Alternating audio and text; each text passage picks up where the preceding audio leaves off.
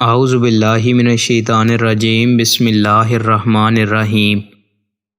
رسول اللہ صلی اللہ علیہ وآلہ وسلم نے فرمایا کہ اگر مجھے اپنی امت یا لوگوں کی تکلیف کا خیال نہ ہوتا تو میں ہر نماز کے لیے ان کو مسواک کا حکم دیتا۔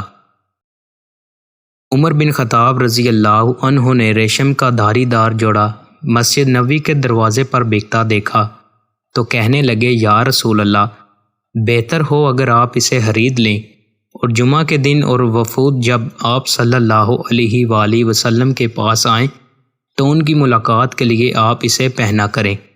اس پر نبی کریم صلی اللہ علیہ وآلہ وسلم نے فرمایا کہ اسے تو وہی پہن سکتا ہے جس کا آخرت میں کوئی حصہ نہ ہو۔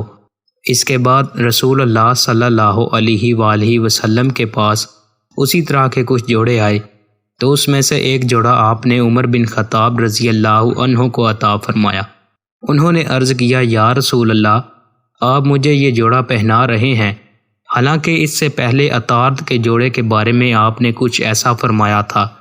رسول اللہ صلی اللہ علیہ وآلہ وسلم نے فرمایا کہ میں نے اسے تمہیں خود پہننے کے لیے نہیں دیا ہے۔